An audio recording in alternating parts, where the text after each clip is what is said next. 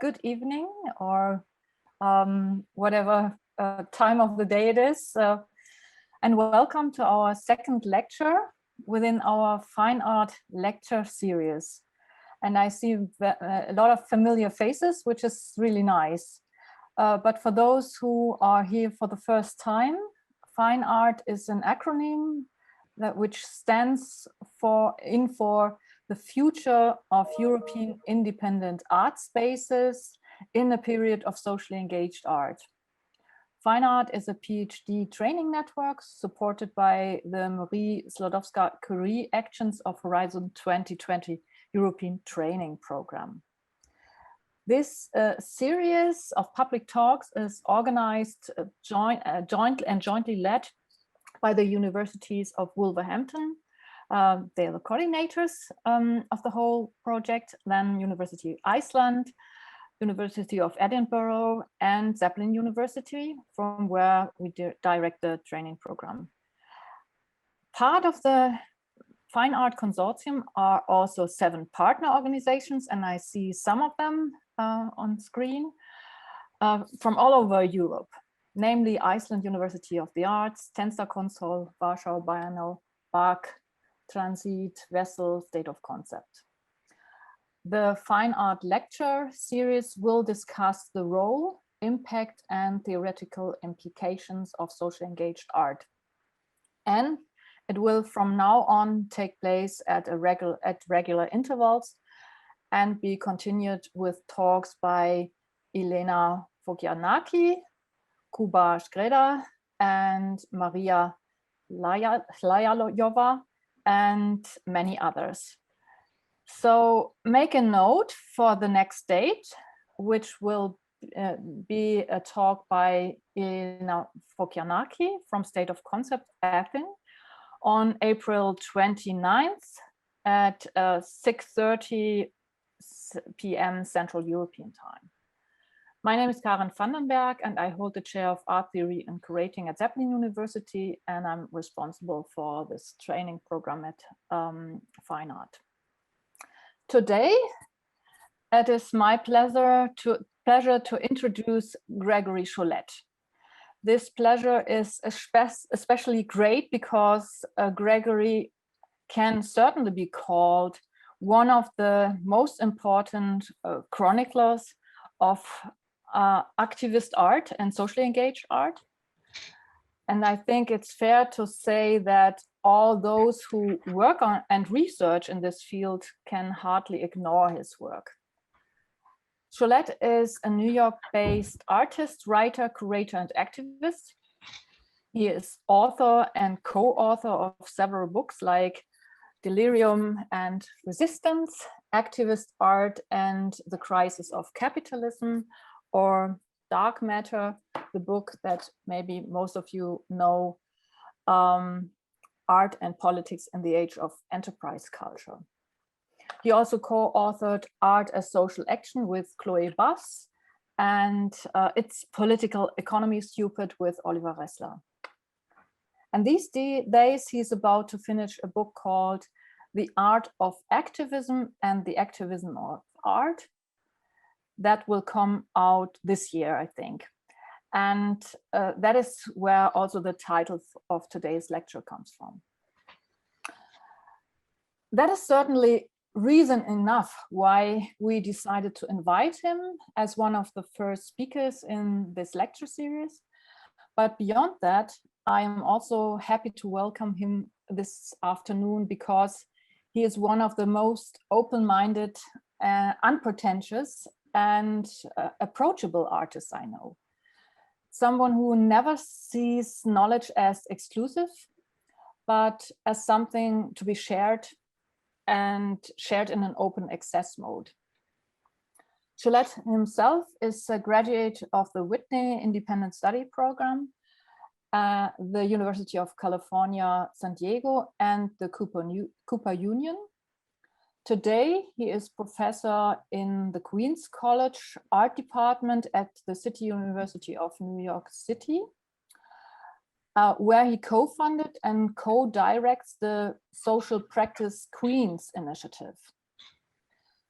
it says a lot about his international reputation that he is also academic advisor in the home workshop program in Beirut and teaches at the Art, Design and the Public Domain program at Harvard University's Graduate School of Design.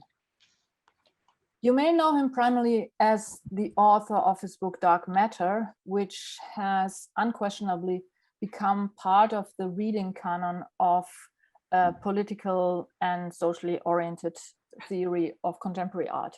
But Sholette is also co-founder of several New York City-based art collectives, including Gulf Labor.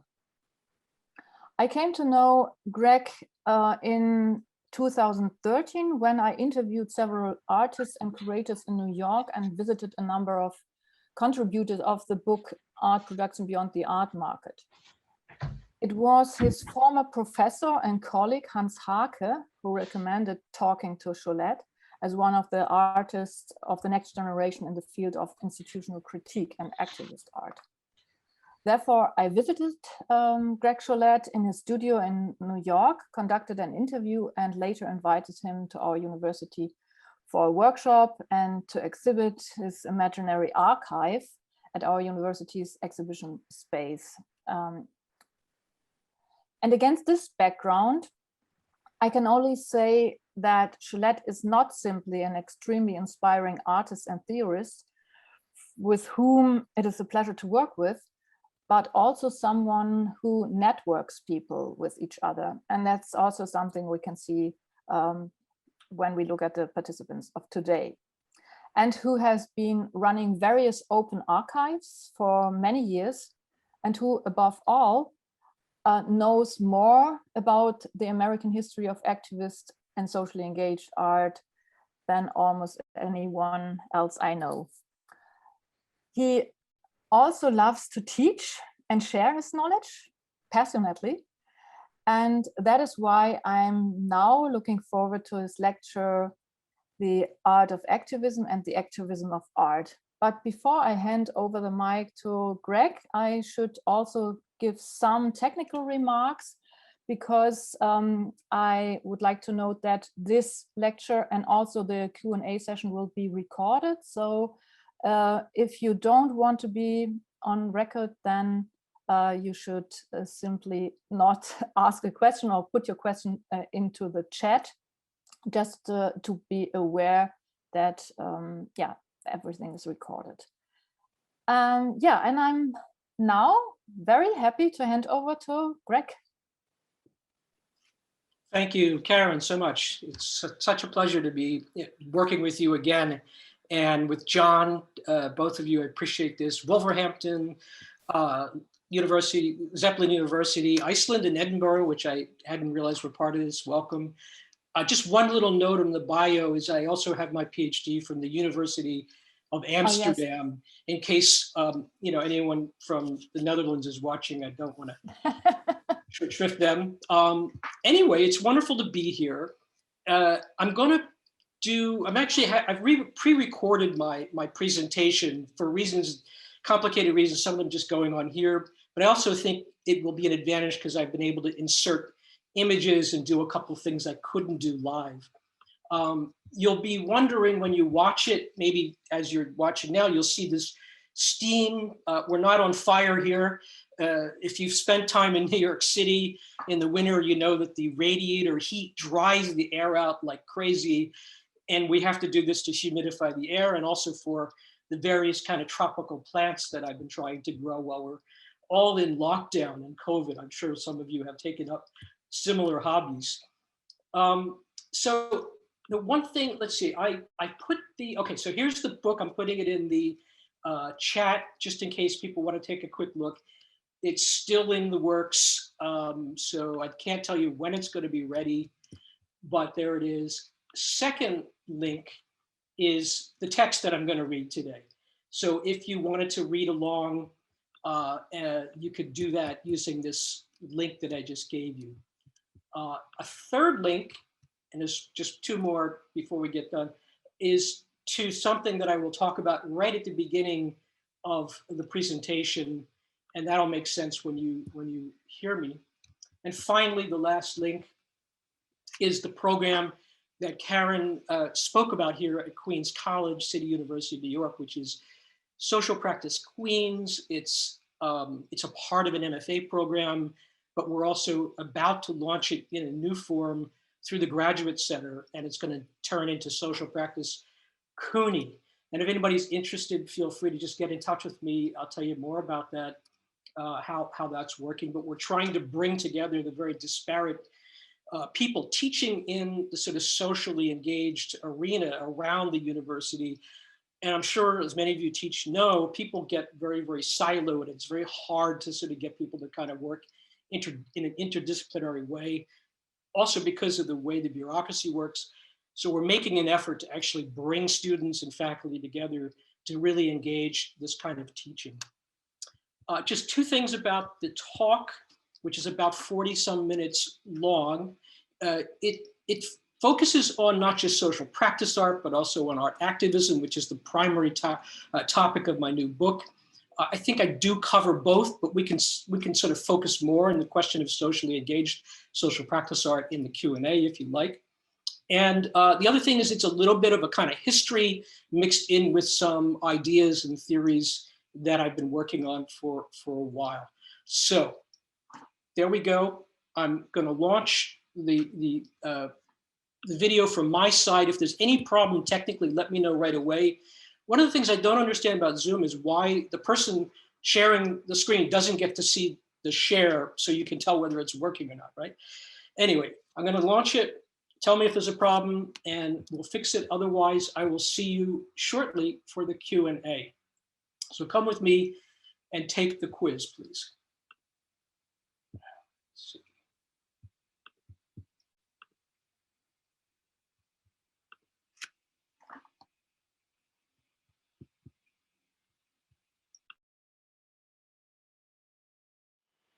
Take the quiz, prompts the canny pop-up questionnaire on tate.org's website.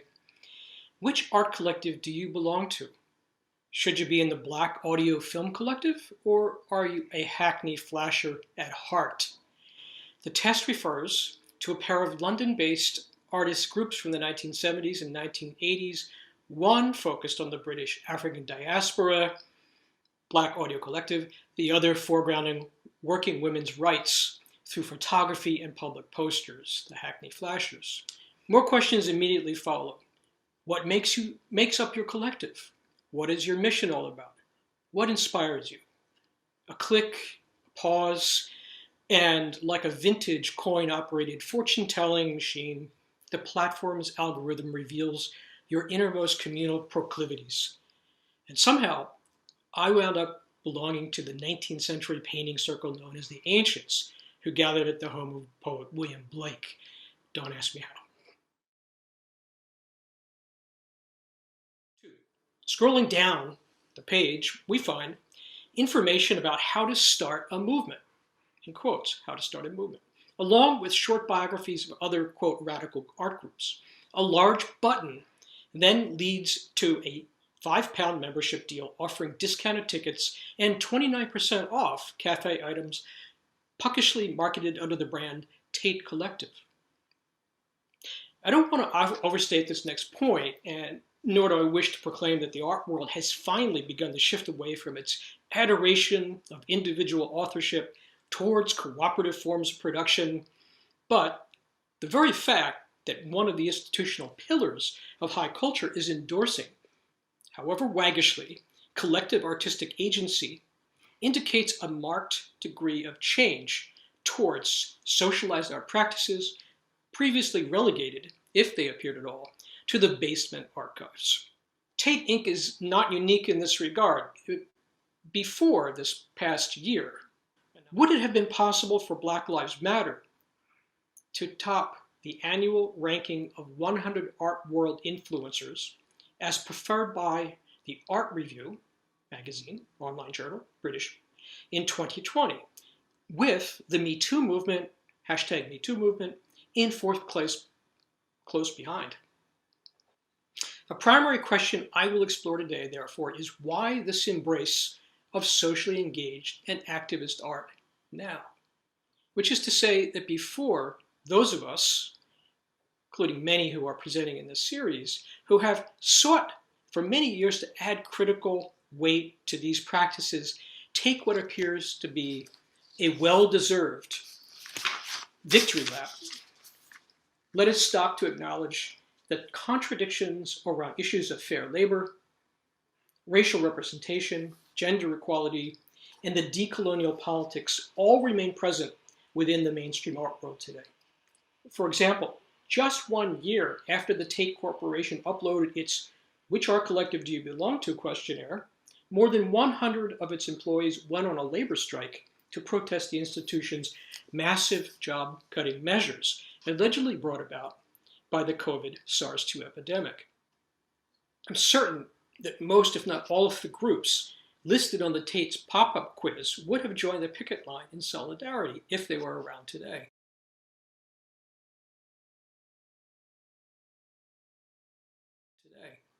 But one significant change from the 1970s is the way these contradictions have become virtually impossible to hide away from the public or from the press. And more importantly, the institutions themselves appear incapable of managing these conflicts, not without drawing high-profile reprisals from artists, as we shall see. So let's dig a bit deeper into this curious parlay, uneasy parlay, that has taken place between a cautious brace of social practice art by the established art world on one hand, and the social discontent felt by so many art world constituents and their allies on the other hand.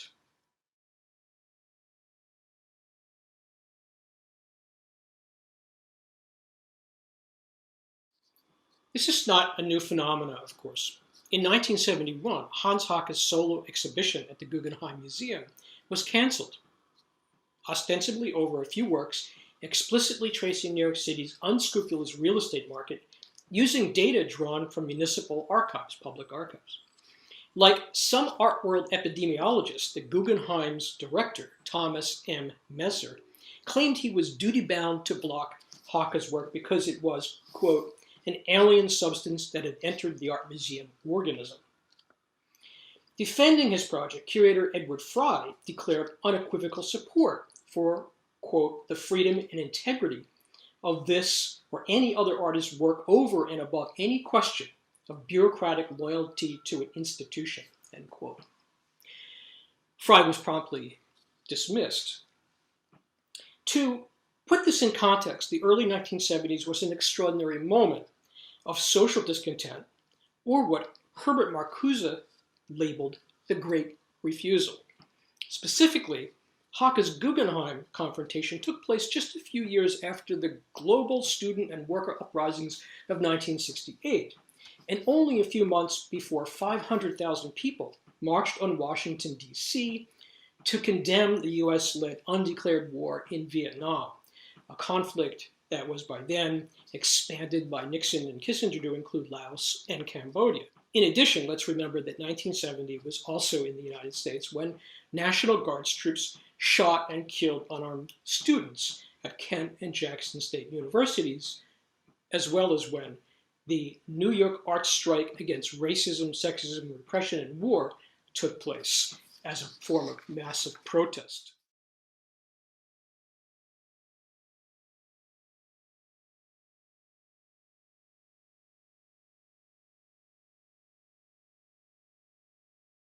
But I want to draw attention to what happened soon after Hake's exhibition was officially canceled, when an unscripted, or maybe I should say semi-choreographed protest conga line took place, snaking its way down the ramp of the Guggenheim's Frank Lloyd Wright Fifth Avenue building, with artist and filmmaker Yvonne Rainier in the lead and other members of the Collective Art Workers Coalition, of which Hake was a founding member, though he was not present that day, dancing close behind, hands upon one another's hips.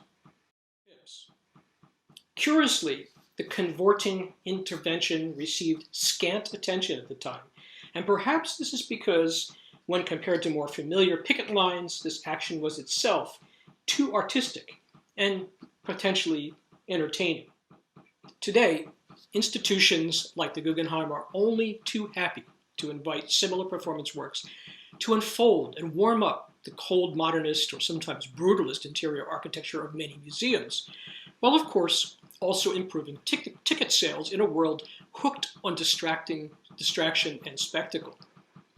Though of course it could not be an improvised act of protest like Rainier and the Art Workers Coalition carried out in '71, because great care and planning is required not to avoid colliding with a museum goer, and more importantly, not to interfere with works on display. Many lent on the condition of absolute care and supervision.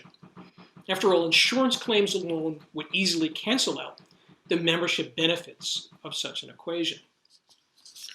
But I hardly need to point out to you that staging social affectivity within a normally static visual art museum setting, including international biennales, has become something of a regular feature over the past few years. Think of all the performative projects created for the containable spaces within the Museum of Modern Art, its atrium, and of course the Tate's Turbine Hall.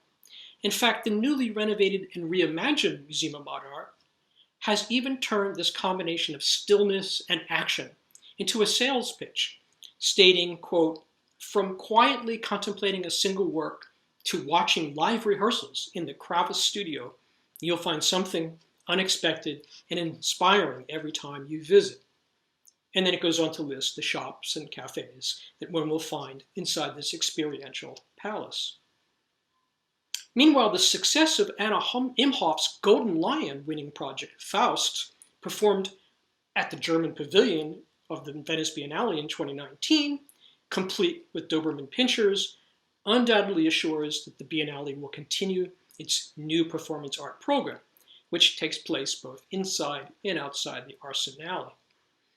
So before digging into this in a more detailed way, let me draw out this contrast between past forms of art world social engagement and what has been taking place in recent years, especially in the aftermath of the 2008 financial crisis that arguably politicized so many artists and other creative workers who were already leading a precarious existence as part of the cultural sphere's so-called 99%.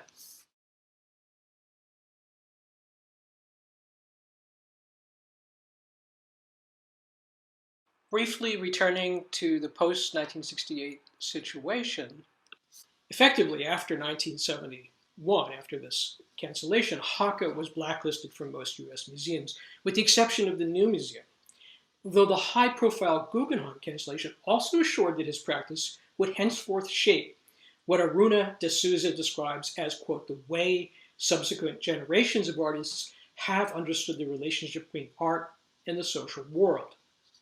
Artists continued to call attention to the allegedly neutral facade of the mainstream art world throughout the late 1960s and much of the 1970s, including in 1969 with Black Emergency Cultural Coalition's opposition to the Metropolitan Museum's Harlem on My Mind, an exhibition that did not include a single African-American artist, either living or dead. There were also picket lines set up outside the Whitney Museum of American Art in 1970 declaring "Women Now," demanding that more art institutional accountability for the low number of women artists exhibited. 1970 also saw the ad hoc Women's Committee of the Art Workers Coalition, a sort of faction of the group, Women Artists in Revolution, Women Students and Artists for Black Artist Liberation, the Guerrilla Art Action Group. All of these emerged around the time of '69 to 1971. These concerns and these activist practices tick up again around 1976 with the formation of Artists Meeting for Cultural Change, in some ways an offshoot of Art and Language. That group publishes their own anti-catalog that demonstrates the profound absence of women and people of color selected to represent 300 years of American art for the Whitney's bicentennial exhibition, which was effectively the personal collection of John D. Rockefeller, the Standard Oil baron, and the nation's first billionaire.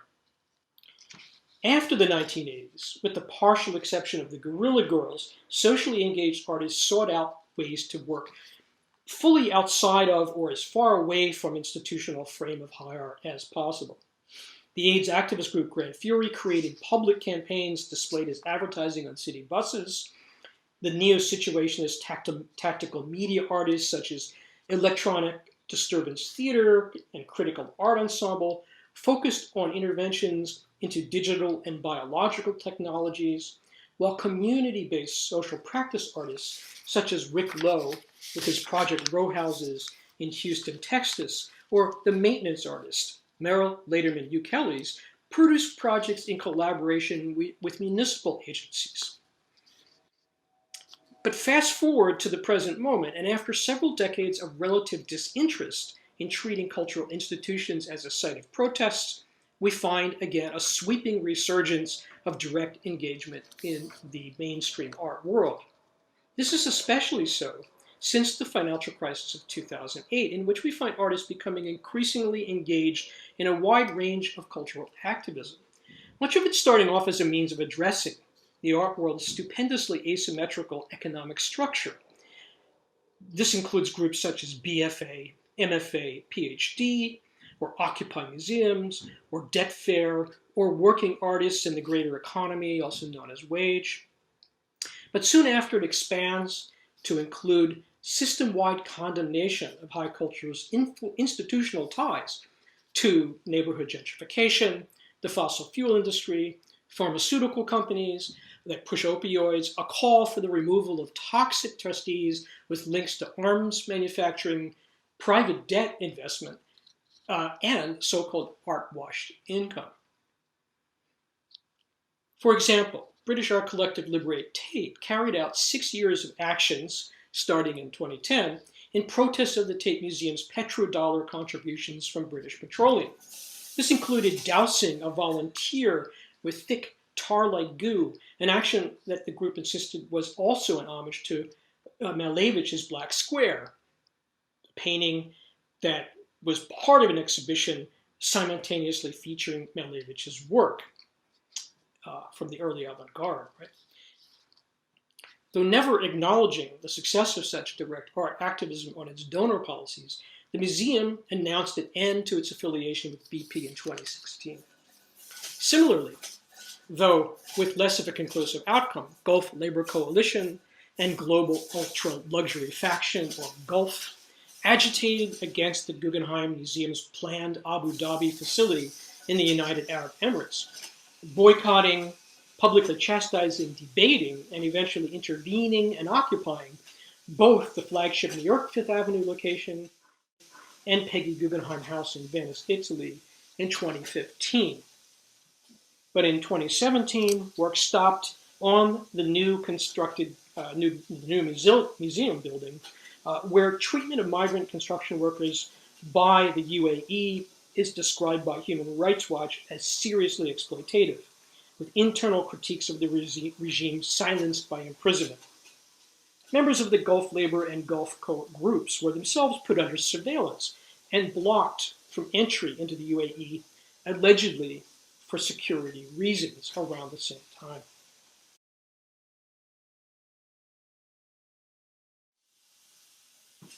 Given all of this good trouble, as the late John Lewis called his civil rights activism, let me return to my opening question to ask once again, why the embrace, sometimes awkward embrace perhaps, by mainstream institutions of socially engaged and activist art now? Here's a tentative checklist of possibilities. Naturally, we might first attribute this recent interest in radical art groups and activist art and collectivism to a new generation of art historians, critics, curators, and arts administrators expanding their range of sanctioned cultural production as they displace more object-oriented art world gatekeepers of another generation. And while no doubt this is one important factor, it implies conventional modes of top-down validation, a claim that this paper and myself and all of my work have sought to dispute. The second explanation hinges on the need for major cultural drivers, such as museums, biennials, and art collectors, to remain up to date with regard to new art world developments. And who could deny that the current and impressive wave of socially engaged art with its myriad array of participatory projects, informal collectives, and racialized aestheticization, can only be ignored at the cost of irrelevance. Yet, while this is not entirely incorrect, it neither totally satisfies as an explanation, and nor is it strictly a new phenomenon.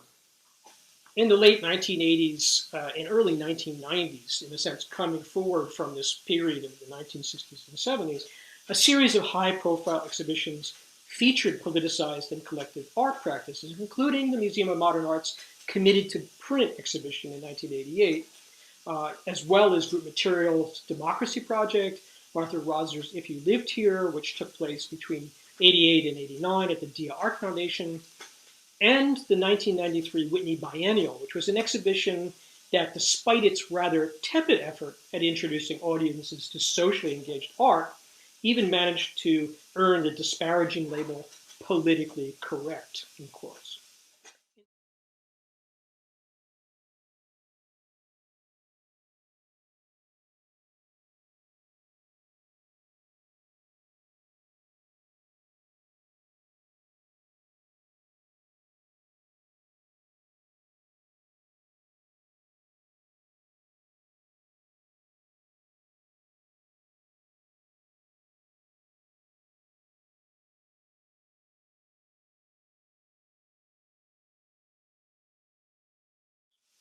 In sum, although art's social agency has repeatedly been forced into temporary visibility, usually as a response to extra artistic circumstances, as was in the case in the 1920s and 30s, and the 1960s and 1970s, and the late 1980s, and we could even go back to the turn of the century with the Russian Revolution, of course, and Mexican Revolution, it is just as rapidly submerged, again, out of sight. That is, once it appears, it seems to vanish until it doesn't, or until it won't. And which is the situation I believe we've arrived at today, as the abstract and typically fragmented off-screen presence of cultural labor is materializing into distinct social agency. This has in turn led to a condition that, with apologies to philosopher Giorgio Agamben, I call our bare art world, one in which the presumed sovereignty and freedom of high culture has been stripped clean of its claim to autonomy, and in which the economic and political contradictions of art are becoming impossible to conceal, thus its nakedness.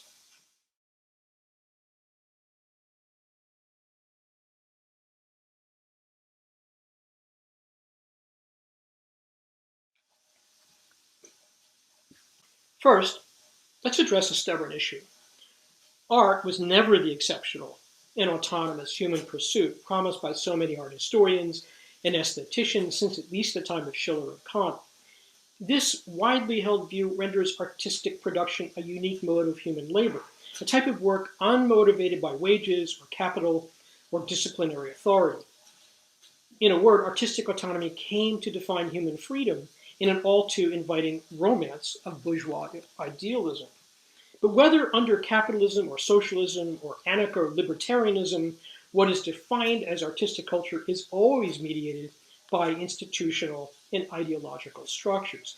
And this mediation invariably assists, exploits, or appears to impede the work of the imagination, regardless if it is carried out by professionalized artists compelled to reject their administrative overlords in the name of freedom, or the anti-institutional labor of gritty, underground, street, or samizdat artists, or even those within the vast and unlit sphere of do-it-yourself, informal, and amateur arts.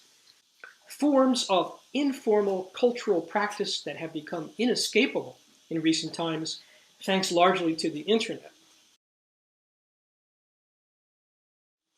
And yet, what is significant today is that sometime in the late 1980s, the emerging neoliberal economy began subsuming the mythical attributes of artistic labor into the capitalist marketplace as never before. Imagination, creativity, and thinking, quote, outside the box became watchwords of the new economy. Previously ignored, suppressed, or feared, these volatile veins of effective value generated by everyday post-industrial life were mined and monetized. Inevitably, this knowledge and creativity exposed art's inherent social productivity. Paradox. And it did so far more profoundly than the wave of post-1968 social art historians and practitioners of institutional critique ever imagined, and as we will see in a minute. This dual process of artistic assimilation and institutional unconcealment began ramping up after the collapse of the socialist world in the early 1990s. In the United States in particular, high culture's nearly 50 years of service to the ideology of bourgeois individual freedom suddenly required a substantial reboot.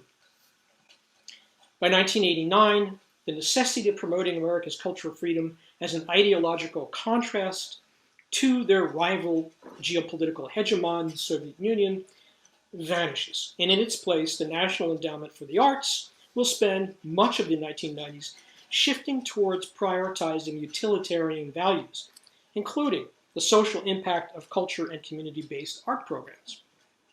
In other words, the end of the Cold War, art institutions in the US and in other capitalist nations scrambled to imagine and create a new paradigm that might grant continued state support, despite assertions that we had reached the end of history, to cite the neo-libertarian theorist Francis Fukuyama and his famous 1992 application of Hegel as the triumph of Western capitalism over the socialist East. I think he's since recounted this phrase and this thinking. Thus, privatization, marketization, position and propositions that museums might serve as a regional engines of economic co-productivity soon gave birth to projects such as the Guggenheim Bilbao in the Basque Country in Spain, the Massachusetts Museum of Contemporary Art, both of which were dreamt up by former Guggenheim director Thomas Krenz, perhaps the first major museum director to hold an MBA from the Yale School of Management rather than a traditional doctorate in art history. I believe he had an undergraduate degree in art history.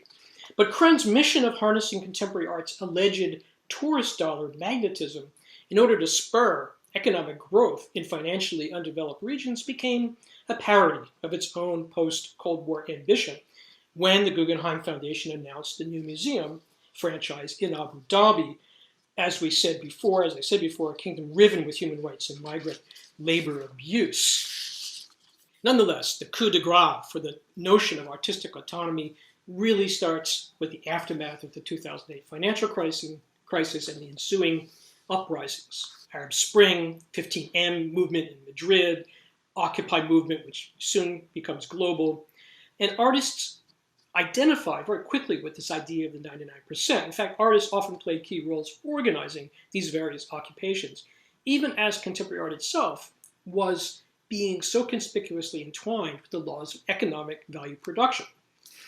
In other words, ensnared in and by capital's increasingly rapid and reoccurring political reach, which means art also becomes involved in the crisis of capitalism itself, these reoccurring bubbles and bursts.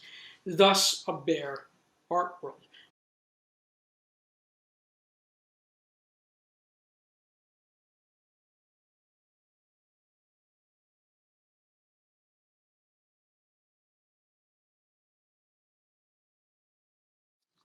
As the late Randy Martin observes about the overall affect of neoliberal society, quote, if money was, even in the recent past, what people were thought to be most defensive about than any other subject, the veil, he writes, has in many ways been lifted, end quote.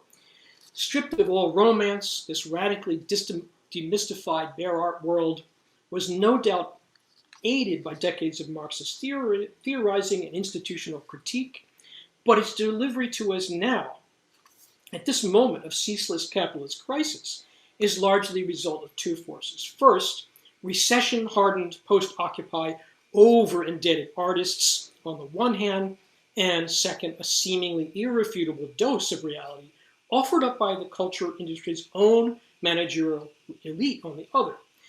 And here we can think of many things, but not just the career of Thomas Krenz, but the current fascination with NFTs, non-fungible tokens. The art market, it's the art market auctioneer's answer to Bitcoin, right? Only the latest type of bear art bubble, which follows on the heels of art flipping, bundled art asset investments, and so on and so forth. And if anybody wants to explain the NFT more clearly, please step in after I'm finished my talk. Bear art spreads across a meme-driven cyberspace, leaving high culture exposed and on par now with other objects and practices, as high culture's once fantastical privilege of autonomy plunges to earth, where it is submerged in a realm of dark matter, including tactical media, craftivism, do-it-yourself street art, and all the species of socially engaged and activist art that are emerging from this social agency that's been unleashed by the bear art world. And it's been always present with the art world, but now it's organizing, expanding, and spreading throughout institutional spaces. But significantly, while we witness a new surge of engaged artistic resistance on the outside or partially on the outside of institutions, we also find growing unionization movement on the inside. This is quite interesting to me. I think we can talk about this after, in which museum employees in the US seek better pay and working conditions, but also in many instances, they demand such extra financial improvements as an end to gender and racial workplace bias and greater overall respect for management and senior staff members towards junior staff people.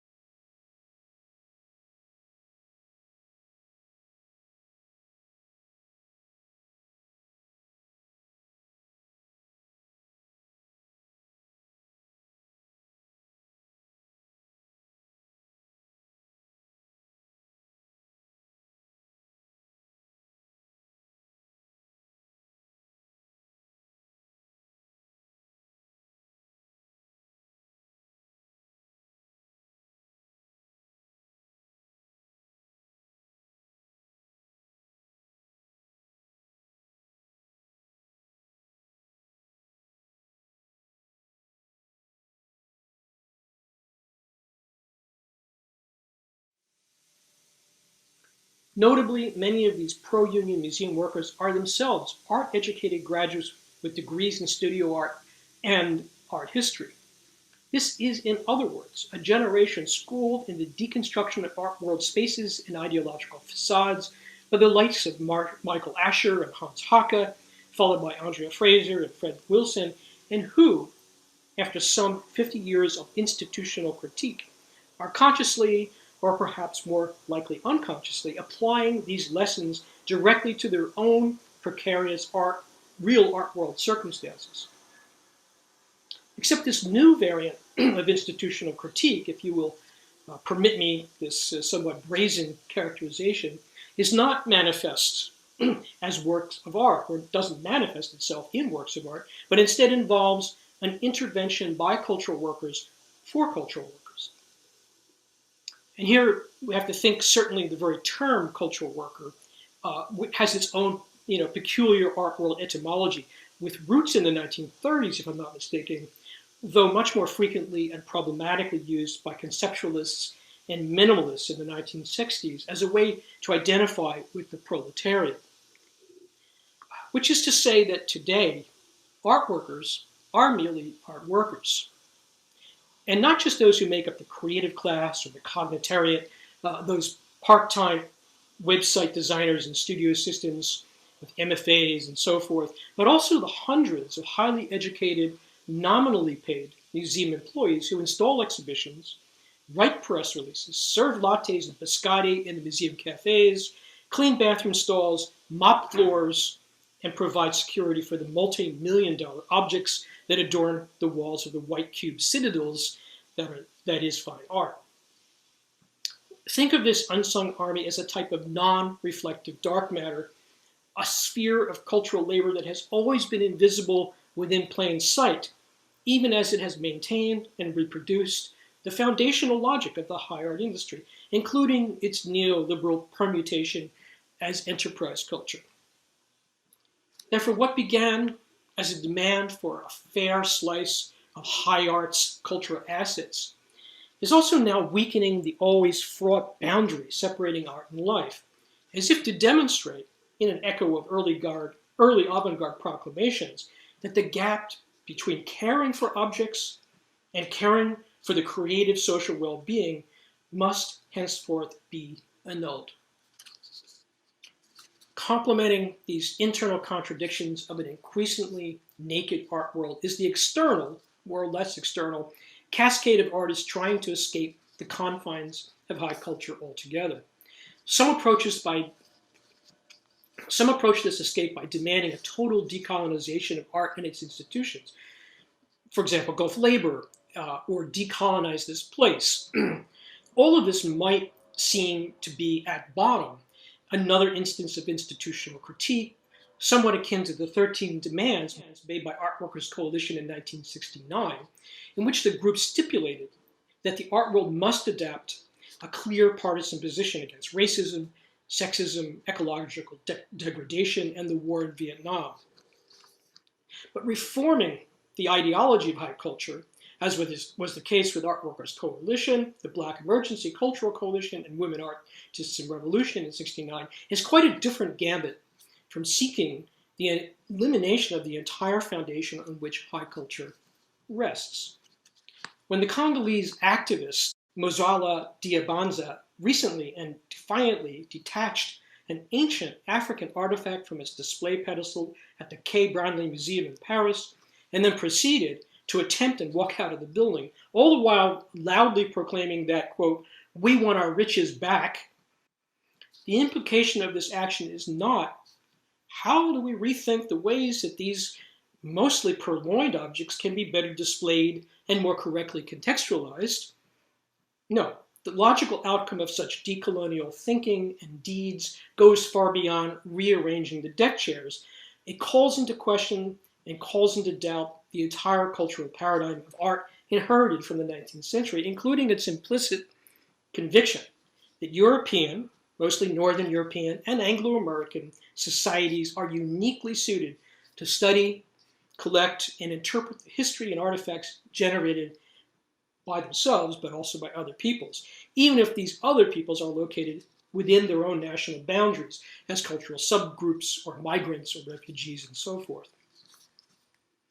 Locally and globally, this set of assumptions is being called into question, with a corollary movement of monumenticide against the publicly celebrated legacy of white supremacy. Certainly, monument takedowns have a long and convoluted history, but these actions have been accelerating, especially since May 25th, 2020, when George Floyd, an unarmed black man, was suffocated to death by Minneapolis police during an arrest. His death captured on a cell phone by a nearby witness.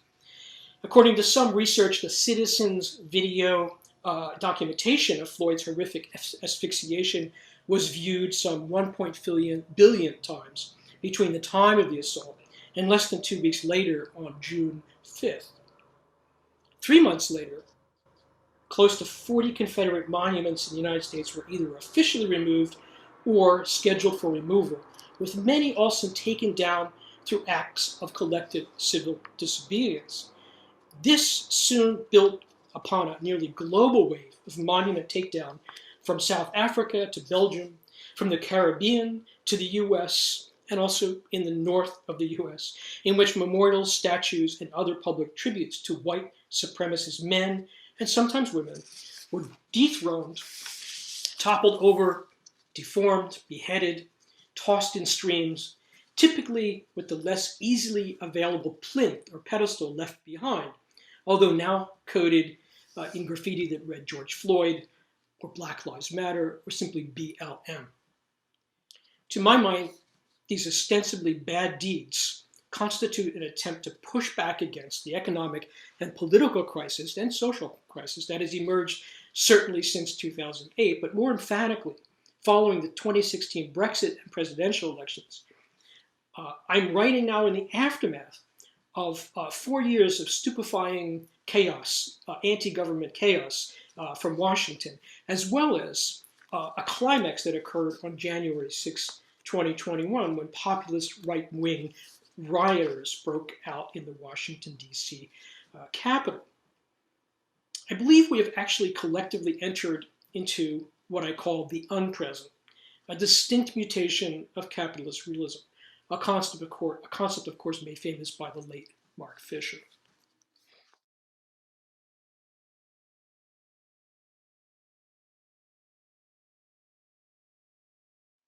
For Fisher, capitalist realism was the aestheticization and so-called normalization of post-socialist, post-Cold War capitalism, a historically contingent condition, positing itself as the only imaginable reality.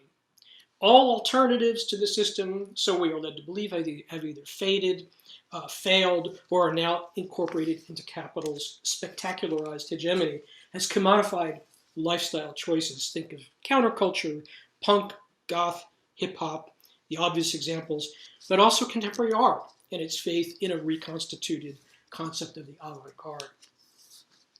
Capitalist realism's implicit promise was to offer in exchange for its unchallenged hegemony an assurance that periodic economic and political catastrophes would be followed by a return to business as usual. That is to say, a return to the familiar, if monotonous, terrain of capitalist realism. What makes the unpresent an unforeseeable variant of Fisher's thesis is the growing sense that our current crisis is not a temporary detour, but is instead a permanent pathological state from which any notion of past or future perceived to be fundamentally different, and especially perceived to be fundamentally better than the delirium of our current situation, has been so completely excised. More than this, fading fast into inaccessibility was even the memory that alternative possibilities once existed. Then came weeks of monumenticide last spring, a collective and highly social cooperative process of wounding or lacerating centuries of a certain dominant historical narrative.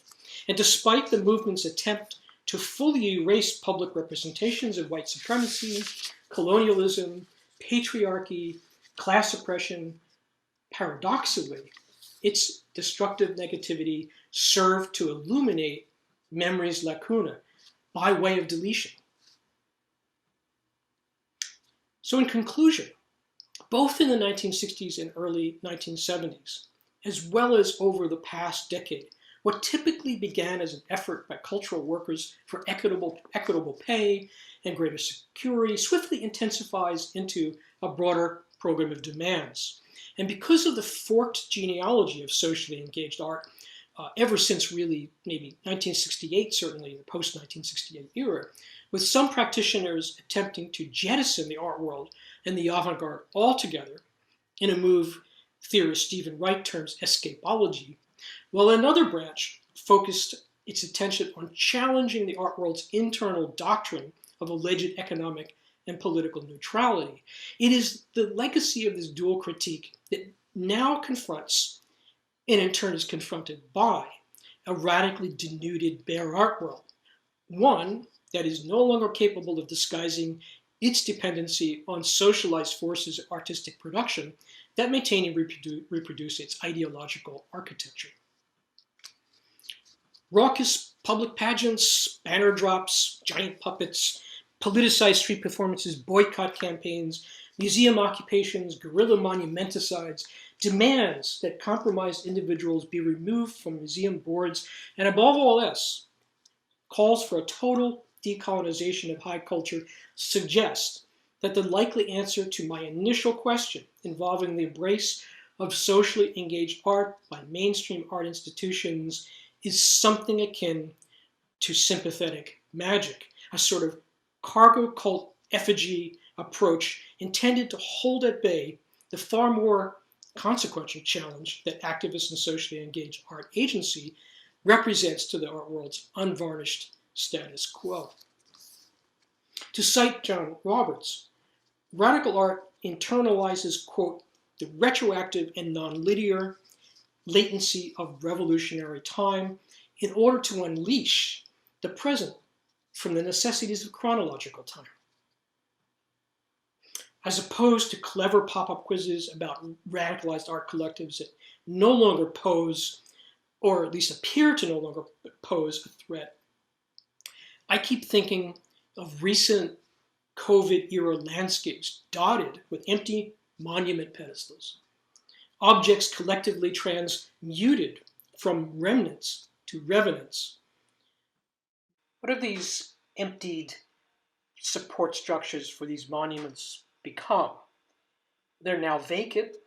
They're like perches made of broken concrete or marble, sometimes revealing bare and rusted anchoring bolts jutting up and out of their graffiti-covered surfaces. Weird, uncanny things that keep dragging our eyes and thoughts and sense of identity back over to the holes torn into a surplus archive of cultural time. And it is there, in this incision, that we glimpse a version of the past that once sought to convince us about a seemingly unconflicted world and its stable social hierarchies, but which now speaks to us about our bad new days of unsettled delirium and crisis and unstoppable, buoyant rebellion. Thank you.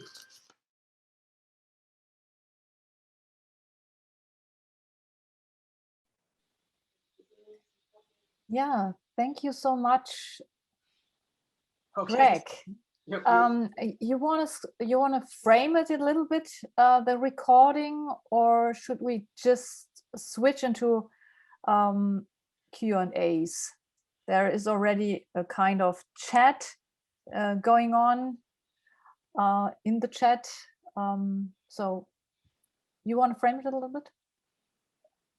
Sure, let's open it up to questions or clarifications. There's already one clarification. Thank you, Michael, for correcting the date on Artists Meeting for Cultural Change. And you also raised the question around repressive tolerance, Marcuse's famous arguments.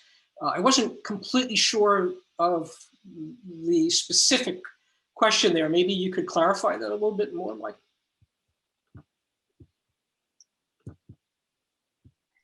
And also the others, you can, if you push the button reaction, you can also raise your hand and ask question. Oh yeah, but okay. There he was, Michael Corris. If he's still with us. Yes, yeah. I get a chance to speak. Okay, hi. I thought you were doing what my students do. They vanish and they leave their picture up and you don't know where they are.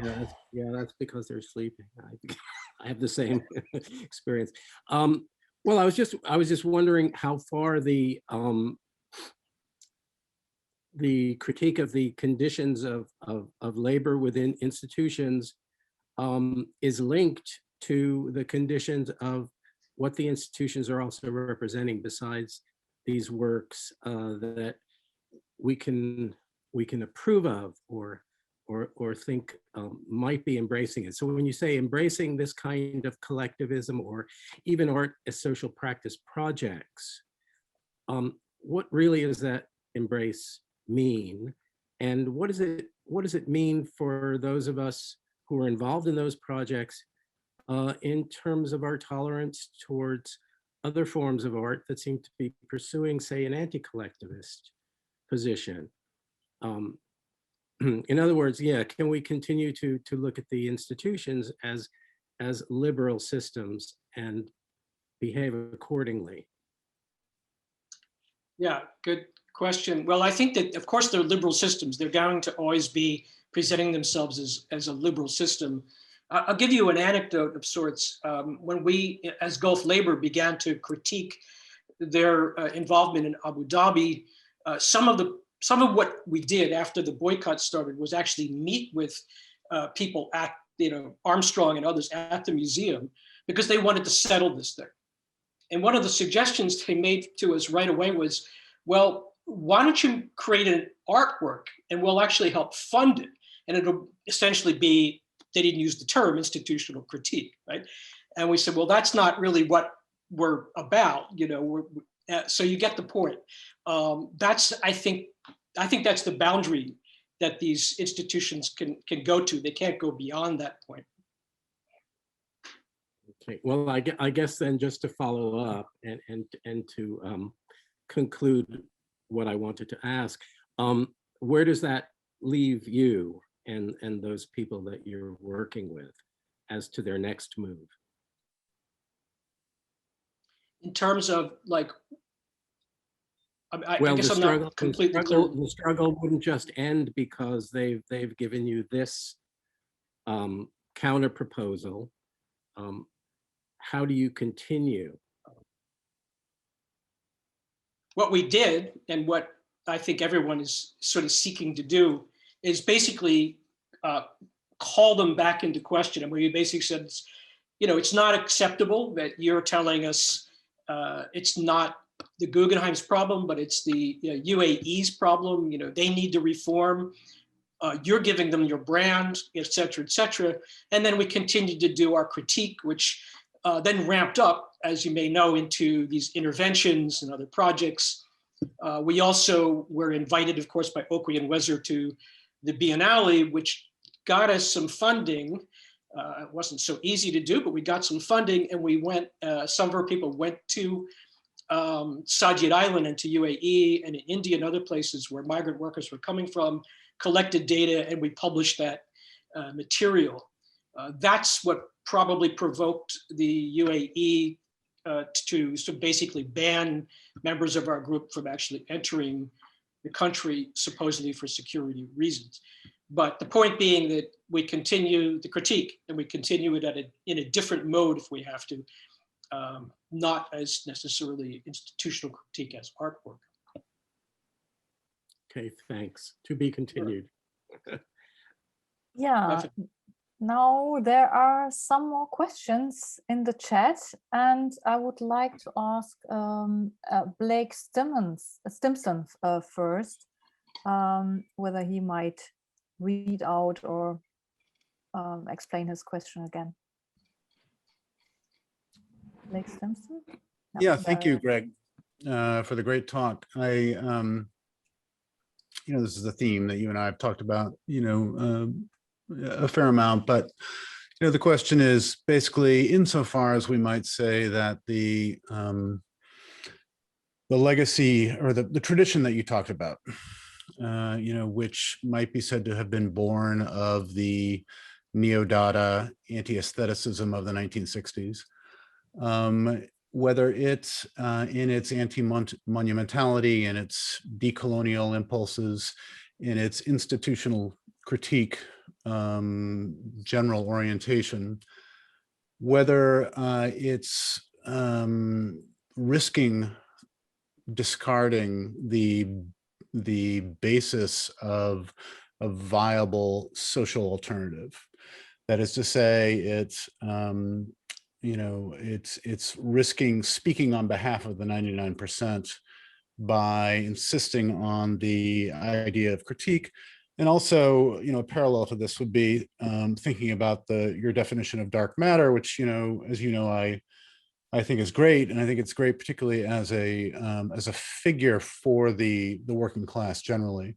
But insofar as dark matter becomes something like a kind of trade union consciousness, where you're advocating for the interests of a particular group in a particular industry, then it starts to become something different. It starts to head down the path that the union movement headed in the 40s and 50s.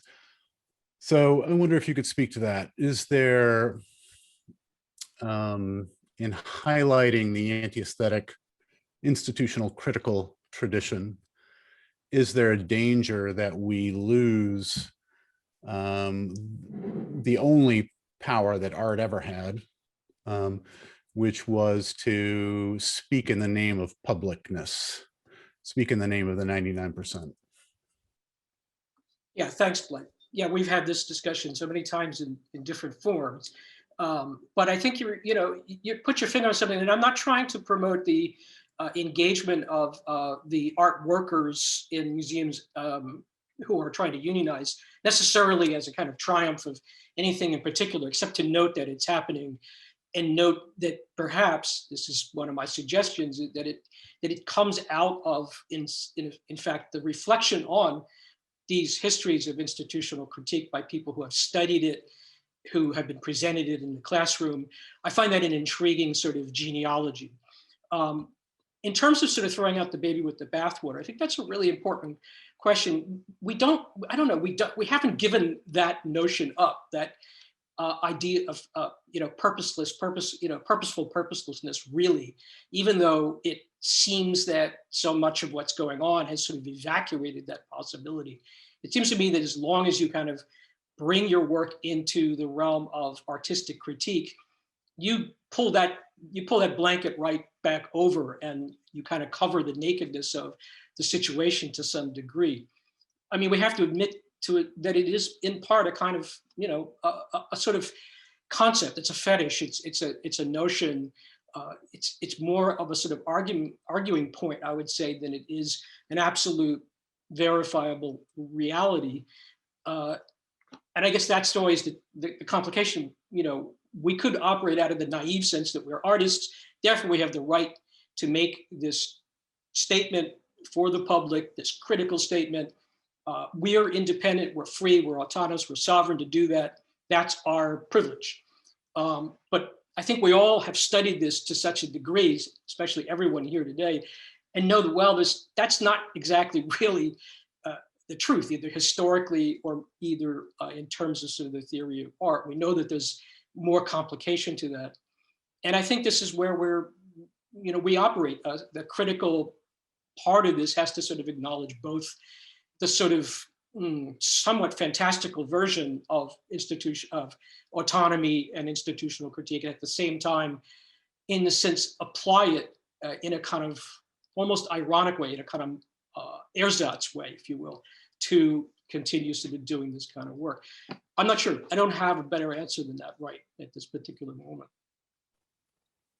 Thank you, Greg. There's another question from Angela Dimitrakaki.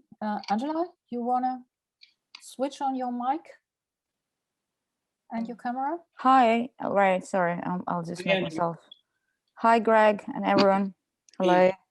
I think we can all read the question, so I haven't got anything to add. It's just that because we use nowadays the term decolonizing, it's widely used, and I wanted us to reflect on it, to think about it, if and how it connects to transformative and even revolutionary politics, and how the art field or the cultural field comes into it.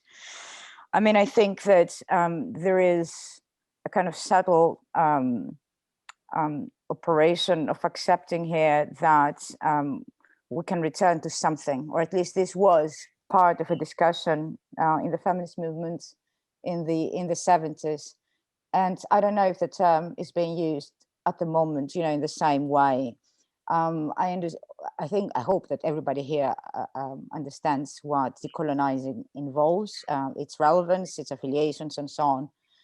But does it imply some kind of return to something rather than abolishing something? Yeah, great point. And I can't argue it completely because it's not really my area of expertise, but it does come to mind this idea of world building that's sometimes set up in sort of contrast to the idea of decolonizing, the recognition of other kinds of knowledge, epistemes that operate, and I certainly would feel open to those kind of thoughts. And I'm going to give that a little bit more thinking, Angela, and try to sort of clarify that before I present this again. Thank you. Yeah, since I cannot see a raised hand, I want to ask a question as well. At the beginning of your talk, Greg, you spoke about the longing for an art world that gets rid of all toxic trustees, so to say. And I always feel a certain unease when I look at actions of decolonized displays, for instance. I share their concerns, but I find it irritating that it's so self-centered in a way. So the effort here is very much about a clean art world. But is the world a better place if there are no more arms dealers on a museum board, like the Whitney struggles were about? The art world might feel better, but my question is, how do you feel about the broader social impact of these museum-related actions? Yeah, that's a great point, Karen. And I think that I've actually raised the same question with people from Decolonize on a few occasions. It's once you get rid of the Warren Kanders at the Whitney, for example, who was involved with this company, Safariland, that made supposedly non-lethal weapons, then is it like, well, now we go back to business as usual? And I think that they would, of course, agree that that's not the case. It's not what they're after, and I don't think anyone's after. I think there's two things going on. Maybe one is the idea that you put forth a fairly bold request, like get rid of a toxic board member, and you don't expect it to actually happen. And then it does happen. And then you're like, okay, you know, what's the strategy here beyond that one tactic? The other, I think, point is exactly what you're saying, is that, and this maybe comes back to Angela's question, is this broader notion of decolonizing or rethinking the whole structure of cultural collecting, interpretation, whatever. It seems to me that once you get rid of a few sort of bad eggs, you're still left with that problem. There's no question about it. And that is maybe a thread that has to be sort of like drawn out more conclusively. Thank you. John.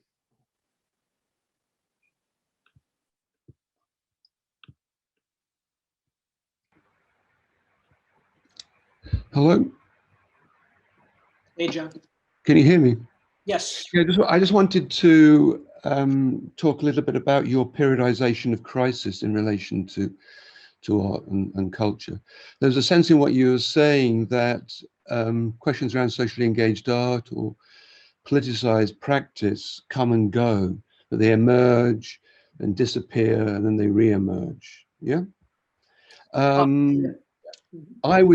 would you say to this? What would you say to the notion that there has been a qualitative shift in art's relationship to its institutions, certainly in the new millennium, and that I talked a bit about this in my lecture 3 weeks ago.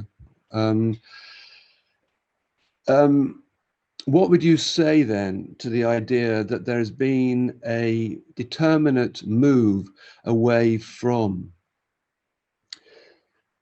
studio, gallery, sales nexus to a position in which the artists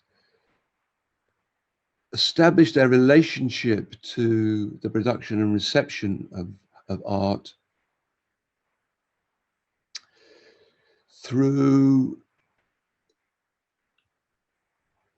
forms of social enactment that have nothing to do with the sale of objects?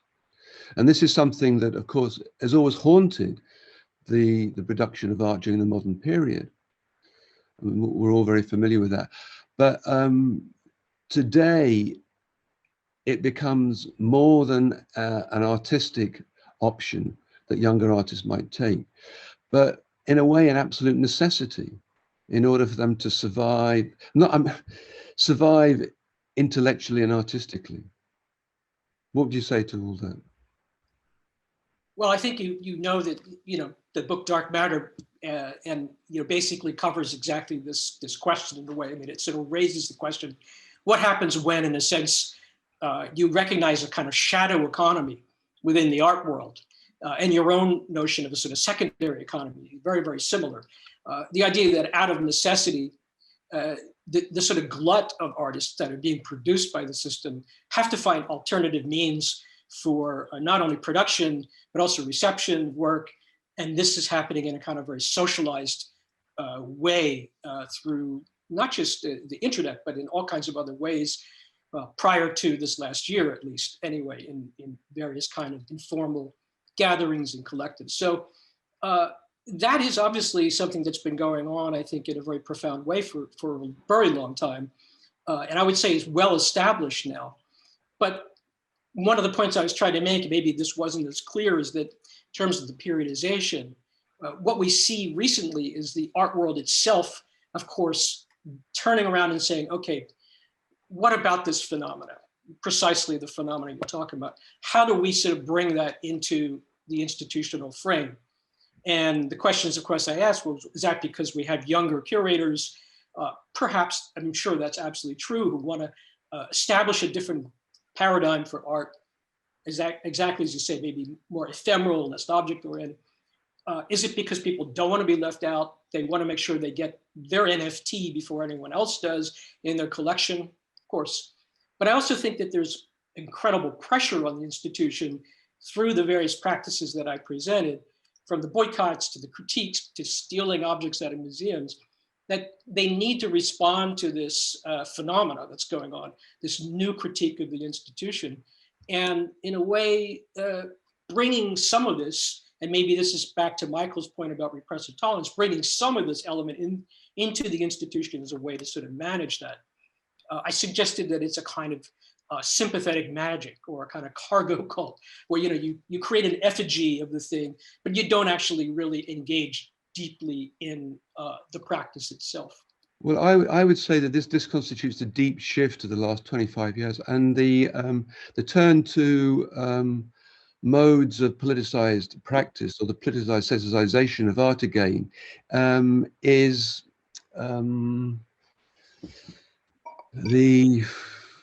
that range of surface phenomenon that this deep shift has produced. And Yeah. that's how I would see it. Yeah, no, Okay. I think I actually cited you right at the end of the paper, but that was the moment you got up and stepped away from the screen, which was quite funny. I couldn't stand it anymore. I had to leave. Yeah, I'm joking. But I think that the point, in fact, the citation I made of yours is precisely around the idea of the concept of the avant-garde, which is obviously another whole can of worms, but the idea that it represents a kind of fracture within time, right? It tries to fracture the idea of linear time. And that's something that's kind of embedded in the very notion of it. And I think that that is a very important element of what's taking place right now, both in terms of this kind of outside activism we're talking about, or this dark matter, all these sort of spheres of interconnected informal practices or new ways of sort of presenting and being an artist, and in terms of this kind of like new critique of the institution itself. It does have to do, I think, with ultimately, which is why I ended on this idea of the unpresent, with some kind of breakage from this repetitive idea of time that's presented by the system as we now live it. Yes. Thanks. Sure, John. There are two more questions now in the chat. One is by Christy Enz Cosme, and yeah, I would ask her maybe to switch on the mic. Christy, are you there?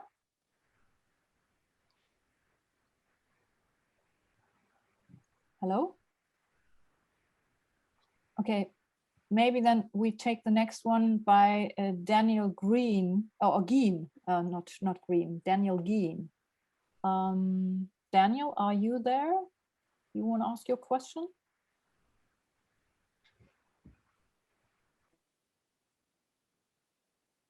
Hello? I think he doesn't have access to audio at the moment.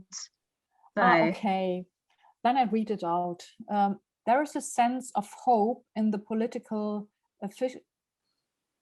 efficacy of the emergent civil disobedience that has been extended across the globe in the last year, as you mentioned. What constraints do efforts such as the UK government's plans to implement anti-protest politics place on this collective acts of civil disobedience? And do you think that the safety of the art institution offer an alternative space for these actions, or will they further strip the political efficiency of these actions as a result of their institutional setting? Yeah, that's a great question, Daniel. Before I respond to you, I'll just say Christy also doesn't have her mic.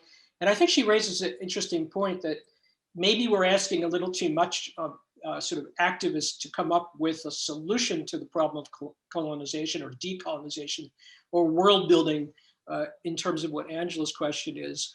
Although we could have a longer conversation about the question of activism versus politics, and that might be very interesting in the sense, or tactics versus strategy. In terms of Daniel's point, this will circles back a bit to what Blake was talking about, the idea that the institution at least has some kind of framework where you can go in and you can make these kind of statements. And that is, in a sense, sort of insulated, ideally, from these kind of actions by governments.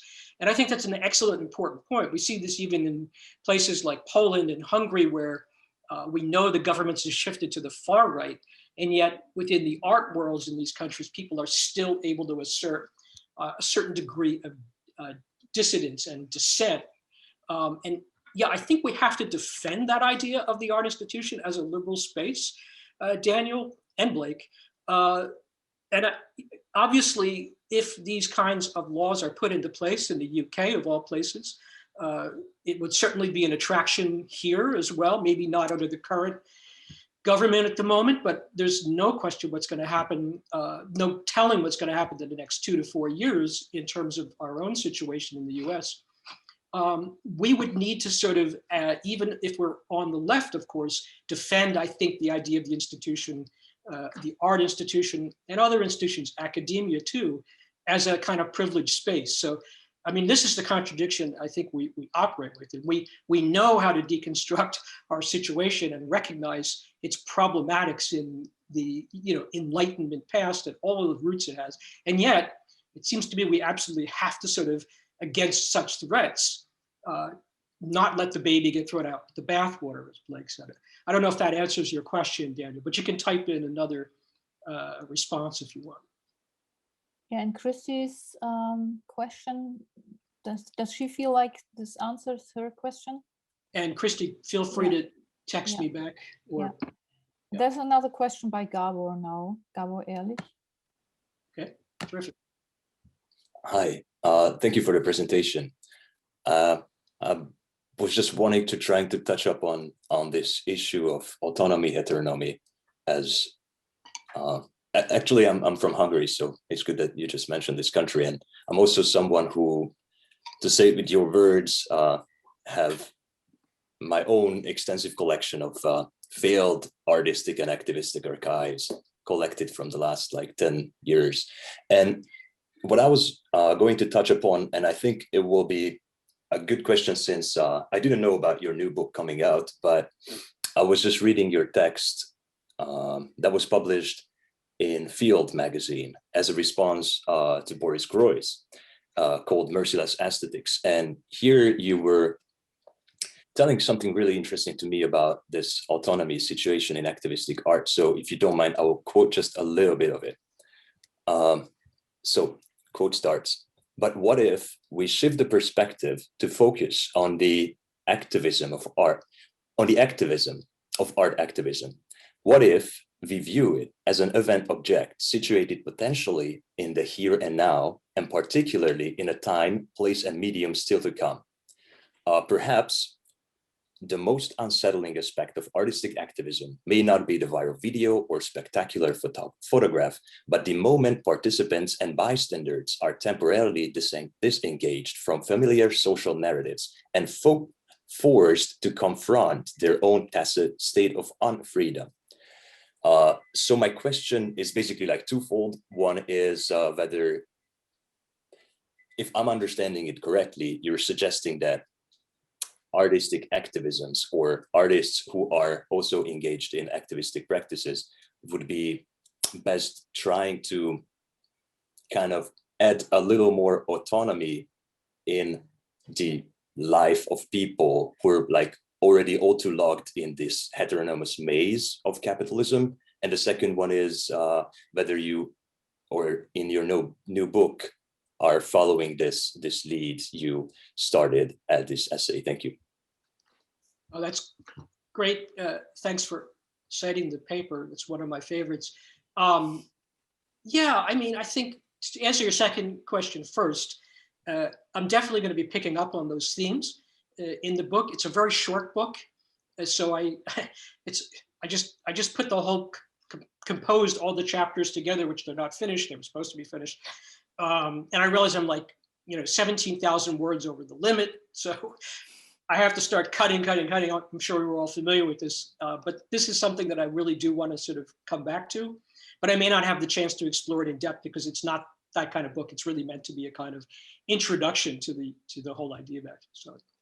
So, in terms of your the point and the quote, yeah, what I was trying to work out was this problem, I guess, the sense that when you engage in this kind of activism like we have with Gulf Labor and other groups, it seems sometimes you can very much reduce it to, let's make something happen so the media picks it up, we get it in the newspapers, and that leverages the media, leverages other authorities that we don't have access to do something. And there's no question that when the boycott of the Guggenheim was announced in 2010, and it came across the New York Times and other major newspapers, we got an invitation, from David Armstrong, basically come and talk to us. Let's see if we can work this out. That was when the proposal that we make an artwork out of it came up. So certainly the media is super important in these kind of critiques, but I was trying to sort of think beyond just that notion of the instrumentalization, you might say, or media instrumentalization of these kind of practices, and think another way to look at it. I used the kind of idea of an event object, something that we think of not in a traditional sense of an object, but something that actually has this kind of concrete, phenomenal, experiential quality to it. Precisely what you were pointing to, not only for the people engaged in it, but for the people who might be present at the same time when the performance or this intervention takes place, that they can then map onto their own experience, as you say, this idea of sort of like breaking free from the unfreedom that we live, or the lawlessness of the law that imposes itself on us, even if they only glimpse this as a possibility in an art context for a moment, or whatever context it is. I would go so far to say maybe all of these kind of actions we've been seeing around Black Lives Matter, what I'm calling monumenticides, have to a certain degree done exactly the same thing. I think it raises the question to people, well, why do we put up with this kind of stultifying history of white supremacism, its presence all around us in public spaces, other forms of oppression, when we can go out and make a demand to change it? So I think you put your finger directly on, a key aspect of what activist art can do. And I would even go beyond, obviously, the art of activism, which I think, in a certain sense, these things are really kind of converging at the present moment. And that's one of the reasons I showed who's the most important influential artist. It's Black Lives Matter and the #MeToo movement, right?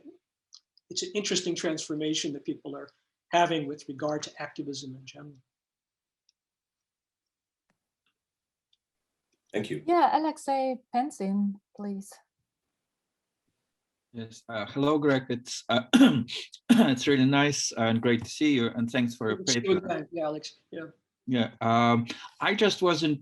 I mean, it has many aspects, and of course, it's different facets of what you were saying. It's an exciting project. I was curious about this as a theorist. I'm curious about this category of unpresent you somehow introduced, and for me, English is my second language, so I even didn't know that there is such a flexibility in the language you can use this term. So I was just wondering, is that somehow related to this discussion of the present in this sort of critical philosophical tradition like Walter Benjamin, Yeatside thing about this sort of interruption of this chronology imposed by capitalism and somehow reconnection with all these revolutionary moments in the past, or what you also referred to John's kind of phrase on revolutionary time in this respect. So, because I also was thinking about my other American friend, Jody Dean, who recently was so impressed by our reactionary time, so she started to work on a paper or maybe even a book on neo-feudalism. So there is a kind of regression within capitalist itself, so which seems even more radical than this sort of kind of paradoxically revolutionary turning into the past. So because of this Trump's time, Brexit you mentioned, this sort of kind of feeling of kind of restructuring of property relation, which somehow resembles this sort of feudal relation, etc., etc. So there are many kind of proposals around this discussion about how to define our present or unpresent. So I just was wondering about what's your more thoughts, what you would be your more thinking about this point, or this recent debate or about the notion of contemporary and post-contemporary, which was also somehow debated among these people like you mentioned Groys or Peter Osborne, who were trying to somehow reflect on this question of the contemporary as more related to art than to politics, but still. So sorry for a long question that just, yeah. That's a great question. I think, I mean, you put your finger on it immediately. It absolutely does connect to John's ideas, to Benjamin, to Groys, to this idea of, breaking out of the sort of the dictates, the confines of a kind of chronological time, the repetition that we experience under capitalism. Benjamin's famous, statement that the crisis is, or the catastrophe is that things just go on. Absolutely, and this idea of kind of the break.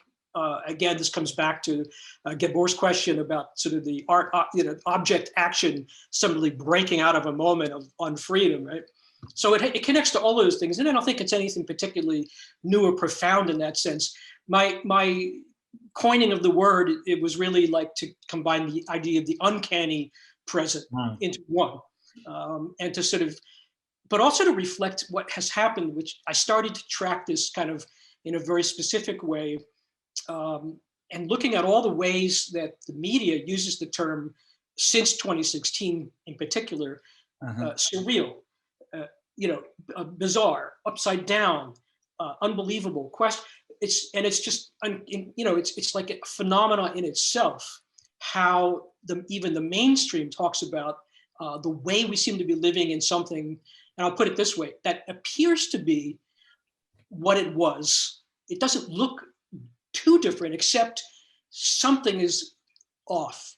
It's like that moment in the original version of the Invasion of the Body Snatchers, if you recall the beginning, which we should play this, where the doctor, who is of course the protagonist, comes to visit one of his patients, and her uncle is mowing the lawn, nice Southern California community, everything looks normal. He's got his pipe in his mouth, somehow he's managing to mow the lawn at the same time. I don't know how you do that. And she says to him in a whisper, it looks like, Uncle Bob, but it's not Uncle Bob. And this is the sort of notion of this kind of, there's nothing outwardly different, but we know it's like something's completely radically changed, right? So this is kind of what I was trying to sort of get at, as if this kind of idea of capitalist realism could be turned up even fuller volume than Mark Fisher sort of proposed. And then what do we do? How do we sort of think about rupturing something that just seems not only to be like a detour from reality, but now we're like on that detour permanently. We're not going back. Great, thank you. Very nice anecdote. There's another question by Antonio Serna. Antonio, do you have a mic? Okay, I do. there you are. Yeah. Hey, Greg. Thanks for everyone for hosting this wonderful talk. I think I was just in dialogue with Gregory a while ago on this aspect of the governance. I noticed in your talk, you kind of mostly focus on artists and institutions, but you left out artist groups like Arts and Labor and People's Cultural Plan, which I was a part of.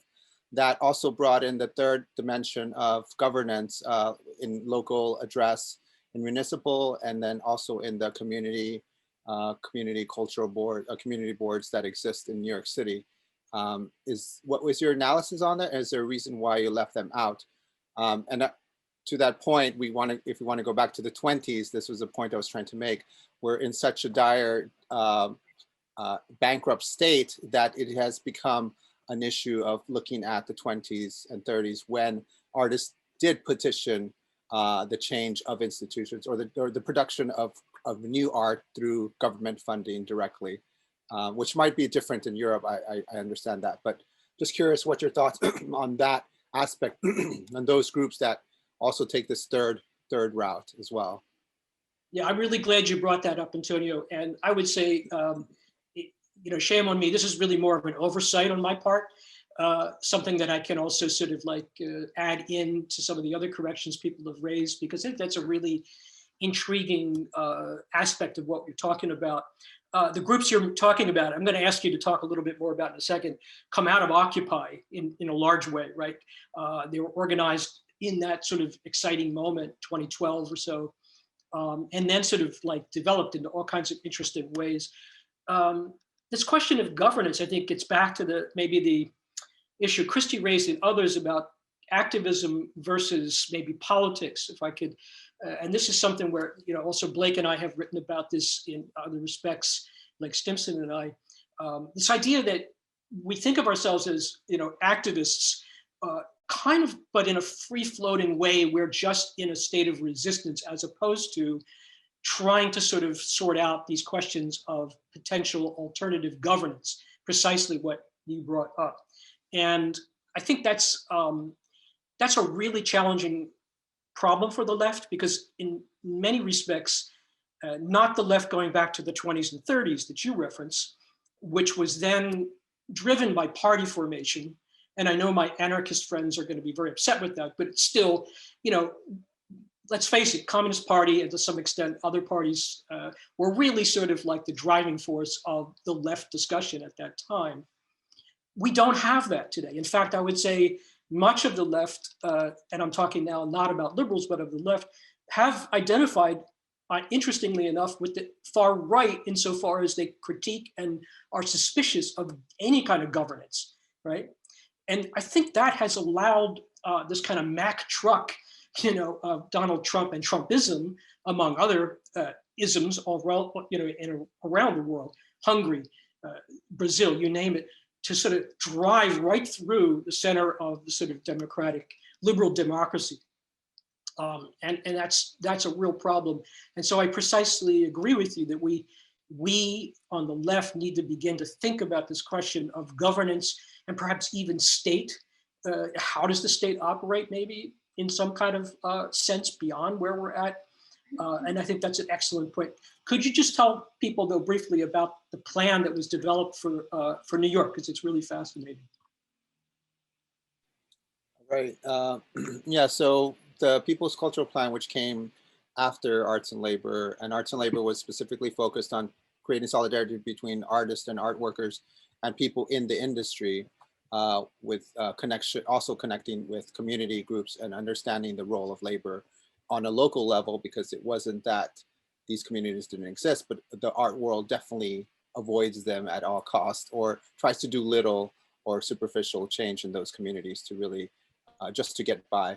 But more pointedly, I think the People's Cultural Plan was a kind of broad coalition of artists and activists who came together, and it was definitely activists who weren't in the art realm, but came together to pitch in their ideas that they had been building over the past decade of how this this system of funding institutions can change, and how we can move away from these monolithic entities that keep receiving all the central funding from the city and perpetuating through education, through all sorts of programming, the monolithic, hegemonic, white supremacist focused art agenda, I guess.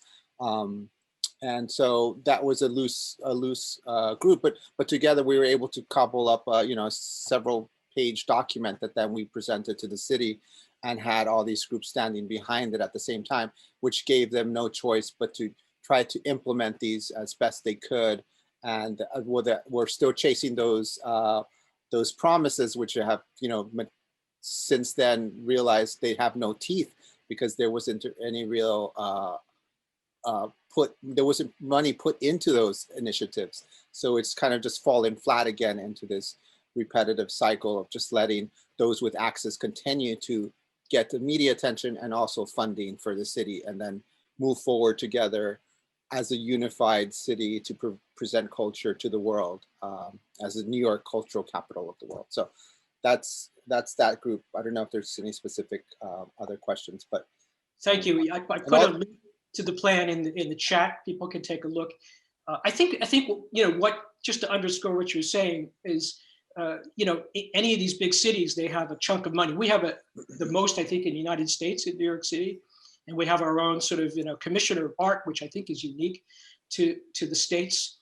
But of course, who gets the lion's share of the available funds? It's the Metropolitan Museum of Art. It's the MoMA. It's these large institutions, Brooklyn Museum and so forth, the Metropolitan Opera, and so on and so forth. And I think the plan, in a sense, was to say, well, how do we make this much more fair and more horizontal sort of process? But as you say, it hasn't had much traction, and for all kinds of reasons, even under a fairly progressive oriented, and people will disagree with me about this, mayor that we have at the moment.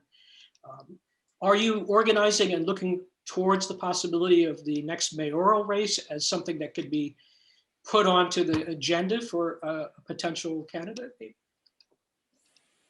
Antonio? I think the focus now is, within a lot of the activist groups, is to really bring to the attention that all these symptomatic things are not going away, and that this is a kind of time to kind of rebuild.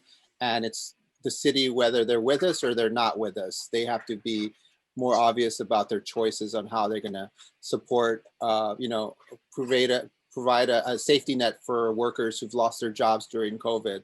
Like it can't happen again that, 75% of the whole workforce has been gone from the arts industry. It's an incredible devastation.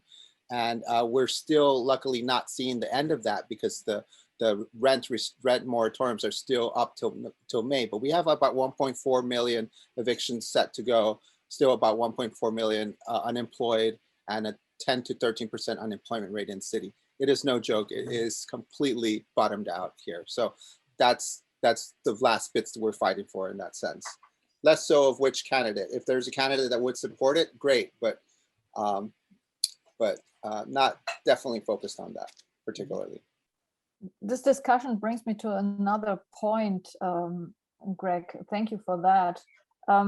Because I was asking myself also, when I reconsider your talk, it was very strongly focused on the US, right? And I know that you're very interested in a more global view, and that you always invite other people to contribute their views. And I would be interested in how you see the relationship between the US and this specific relationship between the so-called gallery, museum, market nexus in the US, and how do you observe it in other countries? I know that you are quite related to Belarus, for example. Do you see very, very different relations there? Maybe you can elaborate on that a little bit. Yeah, that's a great point. I mean, I think one always gets a little nervous about trying to represent any other country, including New Jersey for that matter, as a New Yorker, you know, you sort of are in your own kind of somewhat provincial bubble. So I'm cautious about, you know, making too much a definitive statement, and appreciate the people who do live in these countries or who are even in exile in many cases, as many Belarusian artists and activists are now, thinking back on, you know, or observing what's happening, let's say, in their own country. It's just so many examples at the moment, from, you know, Brazil to Colombia to Mexico to, I mean, the list is just unbelievable of what's going on. Bangladesh, Hong Kong at the moment, of course, is in this incredible moment with all kinds of activism that was taking place in the streets among young people, among artists, to the point where this pretty much, I would say, maybe almost demonstrates this kind of merging between activism and art activism. It's almost impossible to disconnect one from the other. You know, it's a kind of culture of activism and a kind of activism of culture at the same time. It's also happening, as you point out, in Belarus. And again, I'm not enough of an expert, but I could ask my wife, Olga Karpenkina, to say just a few things if we have time, because she's just written a very good paper on exactly the situation and looking for someplace to publish it. Do you want to say something? This is Olga Karpenkina. Let me just, I'll take a peek. Hi, Karen. I guess I know a couple of people here. I'm gonna be very short, responding to the something that is happening in Belarus and your question. So that there are a bunch of places that were open in Belarus, and that was the good news, but it was open as a result of liberalization of cultural funding and creation of certain infrastructure, right, that would allow artists to exhibit their works not only in the Soviet style art museums and institutions that were actually still preserved in Belarus in a certain degree, but also create the alternative art spaces, you know, like in every other country that undergone this privatization and I mean former socialist bloc and liberalization. So all these places have closed, you know. So these cultural clusters, you know, that were created by some banks, you know, and private business, you know, they have been closing also because of the political crisis, because many of them, some of them were arrested as suspects for being involved in their, you know, this protests. Some of them are still in jail. And I think it's a matter of safety and kind of guarantees of the soon release. Maybe this is why they decided to close a lot of spaces. So it's very interesting how the cultural spaces and galleries, alternative spaces, became involved, you know, in this and became also suspects, you know. The fact that they had been involved in their forming and brewing this kind of cultural disobedience was kind of obvious. But we never knew that they were also suspects, you know, that they became suspects in this political prosecution. Anyway, I'm gonna give. Yeah. Thank you, Olga. Thank you Yeah, so I mean, much. it's fascinating, I mean, and disturbing, of course, but it is a movement, though, that has very sort of like repurposing a lot of imagery and forms from the traditional avant-garde and other kind of movements to make and to be useful within sort of the situation in Belarus, including references to Marc Chagall and Chaim Soutine and other artists who were Belarusian and persecuted because they were Jews, of course, in the past. People wearing T-shirts with these artists on it. It's almost like the way you think about Picasso's classic Guernica constantly becomes kind of like this icon to fill new content in. So it's, you know, a version of Guernica for, let's say, Palestine, or a Guernica for some other cause. This idea of the repurposing of imagery is really fascinating to me. And this is where I would bring in this question of the avant-garde, because for me, a lot of what activist art is about is repurposing aspects of other artistic movements and cultures, including the avant-garde, to some extent, maybe the neo-avant-garde, without sort of having to feel like it has to be in some way along some kind of continuum or telos that comes out of this kind of tradition. And so you end up with this kind of, from a certain perspective, you look at it and you go, what do we have? Puppets, banner drops, installations, you know, sound pieces, all kinds of things. There doesn't seem to be any cohesion to it in a formal sense. It's very difficult to present this as, well, here's the new vanguard movement. But my point would be that activist art is not a movement. It's certainly, there's no school, you know, it's not like Cubism. But there are no like list of people who you could say, well, these were activist artists. You could talk about Courbet, but he's also, you know, he was a painter, but he also happened to be engaged in the commune. The point being that it's more of a phenomena within art and art history. In fact, as Kim Charnley says, it's really a glitch in a sense, you know, a kind of like error code within the very notion of art history, and not in itself a kind of movement per se, or school, or anything else. Thank you very much for this, Greg. I don't see more questions in the chat. And concerning working conditions, I think of Elena, who is the technical supervisor from Wolverhampton, and might like to leave for the weekend now. And we have nearly reached 7 o'clock here, 6 o'clock at in Wolverhampton. It's Friday night, and yeah, thank you very much for all who attended the talk. I hope you will be our discussion panelists, whatsoever, on the 29th of April, when Angela Dimitrikaki will host the talk, and Ilyana Fokianaki will talk from another perspective from Greece, because she is one of the curators and directors of State of Concept.